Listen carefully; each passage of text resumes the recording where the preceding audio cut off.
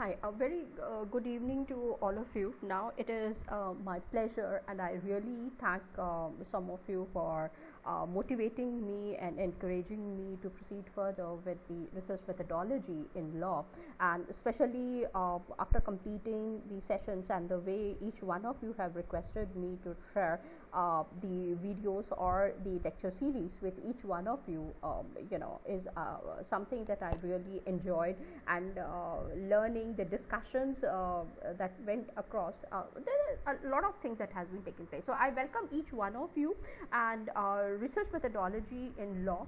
And my focus right now in this particular playlist will be to discuss about the different case methods. Now, case methods are something which I really love, and this is something again which I have been, I should say, very honestly learned from the Department of Law itself when I was doing my LLB course, number one. Number two, I learned the techniques of it side by side. However, later on, when I wanted to appear for certain examinations, wherein I got through the, I should say, different methods, and I was amazed to see that I never knew that these methods also existed. And now I'm able to not only approach with just one variety of writing cases. However, I've been now able to understand what are those 25 forms of case methods that we can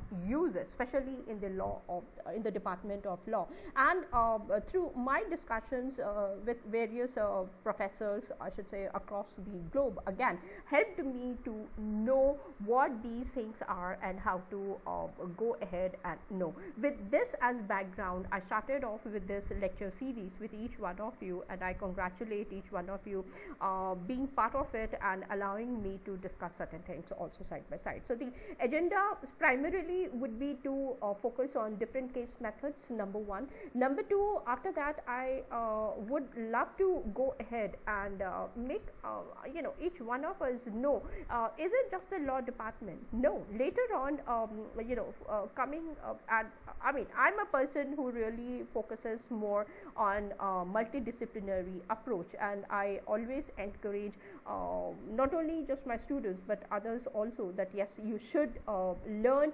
more about the other subjects also, rather than just focusing let's say only on management or law or journalism, mass communication, or philosophy or literature.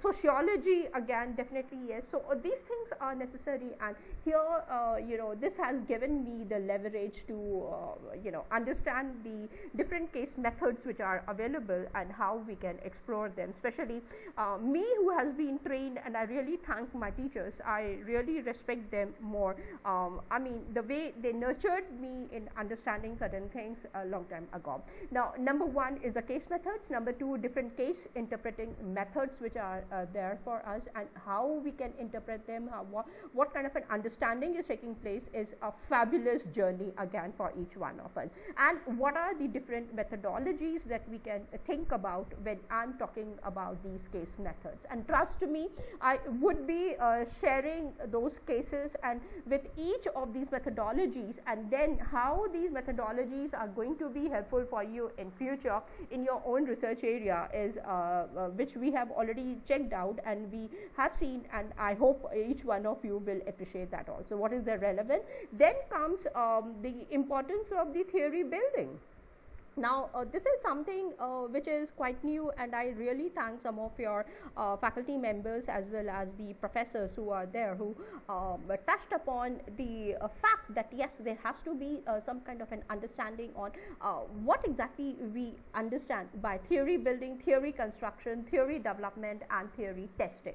Now, once you are aware of 1, 2, 3, 4 part of it, that is on theory building, theory construction, theory development, and theory testing, then we can approach further with the higher end of the research methodologies. Now, number one. Number two, using these different case methods, definitely yes, you are able to go further and understand how you can apply the factor analysis. And that's what I said. Once you have understood this, you can move towards and nothing can be far better than factor analysis. And I really thank again some of my mentors who really made me understand as to how in reality the factor analysis and what exactly we mean by factors, and how this is going to be useful for us in our own research, not only just for making just one case, however even for your future, and later on how all these things together is going to be useful for you for your future.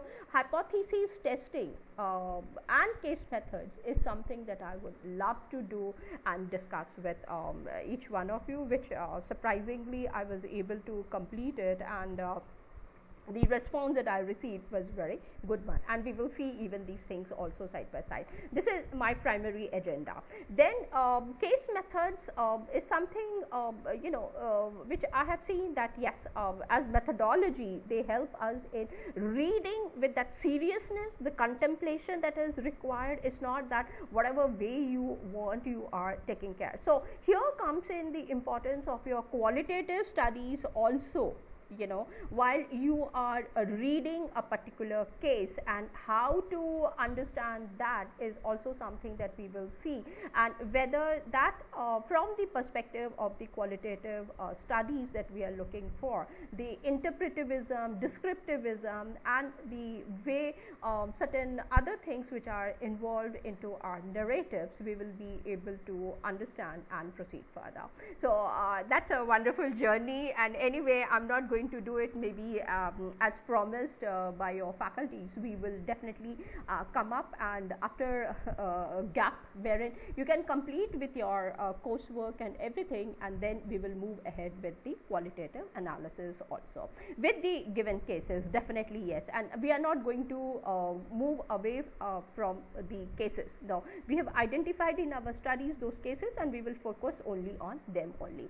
So research is identified in that manner, and it's not just for the present times. Remember, we can go ahead with the future purposes also. So again, the cases that have been identified were something which are established already in the market, and we are going to pick them up. Already the research has been taken care of. However, with the present scenario, we will proceed further, and we will understand with the techniques that we have come up. So analysis is understood through you will see once I touch upon these case methods, you are able to know what those analysis steps are, and how after discussing each and everything, slowly you move towards your journey into the research area. So going ahead with the factor analysis, definitely yes, now each one of us is able to understand what factors are and how those factors are coming in, and have to proceed further with that.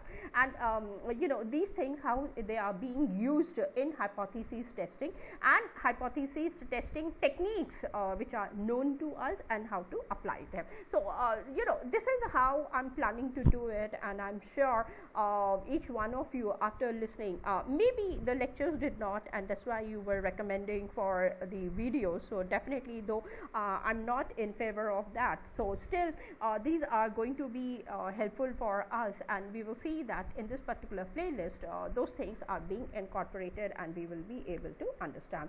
Now when we again the funneling part of it, in my discussions you will see will be differing from two ways. One, you can say from narrow to the broader manner, that yes, first let's understand what was the history of the case methods and the manner it developed into more and more. So in that manner, from a narrow, I'm taking you to that broader level. On the other hand, from the broader level, we need to funnelize and make it a narrower thing, wherein your research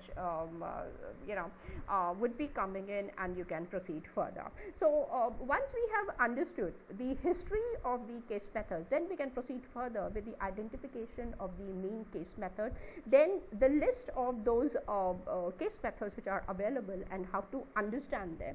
Now for me, it is not just in the department of law schools. Trust me, when I have learned about these methods, I started incorporating even in management, journalism, mass communication, film studies, philosophy, literature, sociology, history, political science. Now I was trying myself to understand understand, is it just that only in one school that we need to do it? And luckily some of my mentors who are available from some very good universities, then they said, no Ramani, you are not supposed to, and we will see how to incorporate and use it in a multidisciplinary approach, so that your own research becomes quite interesting one. Differences in the case methods, definitely yes, we should know what are those differences, and can you just pick up only one case method and proceed further, or combination of case methods and then go further, how you are going to take care. Now when we are talking about the case methods, always you should remember that one is for the students. Okay. Now when I am talking about the students, students at the undergrad level as well as the postgrad, number one, and that is one lot. So the analysis through the case methods will be restricted to them in some way, and the other would be the research scholars or the PhD scholars, I would say, who are interested and they are in real domain of research, how they are taking care of this one and proceeding further while they are discussing with their mentors or guides or the supervisors that we are there are present. Then comes the third one, wherein you are seriously into writing a case method for yourself, and how do you brief the entire case for the publication or maybe for your own research publication. That's what I would say. So we will see those differences also side by side, and definitely yes, what kind of leads are available for us when we come down to the factor analysis. Now last but not the least, my own area which I really love it, hypothesis testing with the case methods, and we will see how to carry forward. And when I say hypothesis testing, just let us not just focus only on the basic ones. You need to proceed further with the higher versions of it also, and we will carry forward with them. So with this, I welcome each one of you to my playlist on I should say research methodology in law and giving rise to different case methods, and we will see what is the importance of it in our own research area. Till then, thanks and take care. Bye.